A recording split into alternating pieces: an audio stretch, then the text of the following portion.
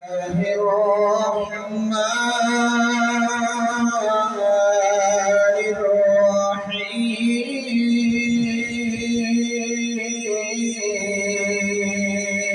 الرحيم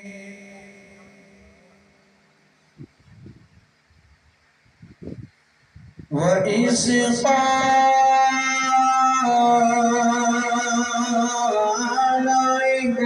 إبراهيم رب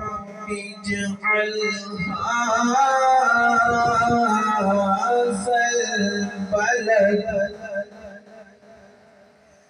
هذا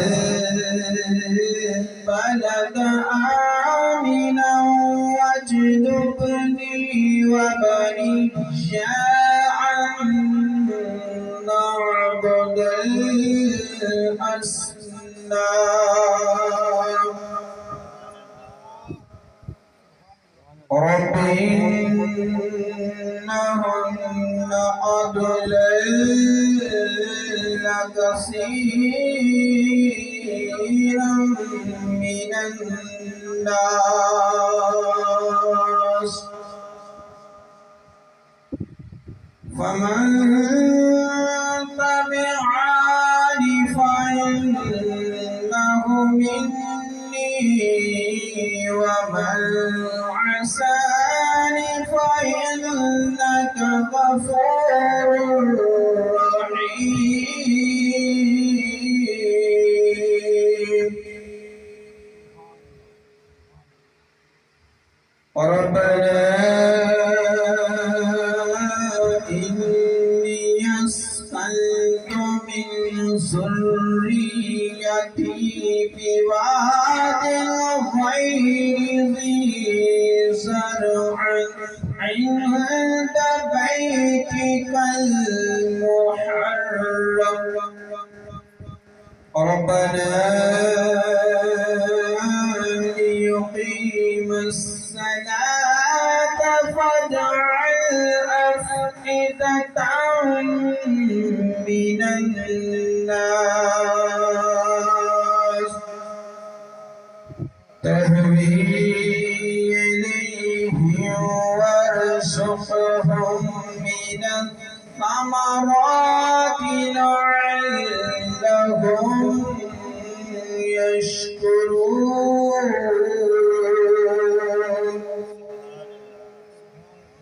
ربنا إنك تعلم ما نخفي وما نعلن وما يخفى على الله من شيء في الأرض ولا في السماء الحمد لله الذي وهب لي على الكبر إسماعيل وإسحاق إن ربي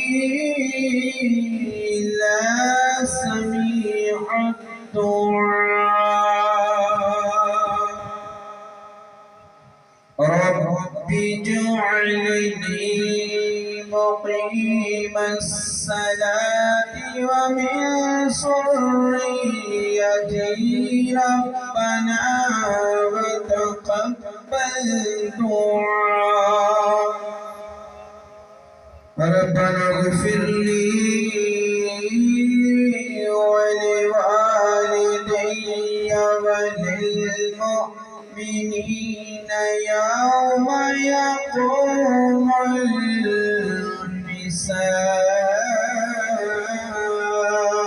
الحساب صدق الله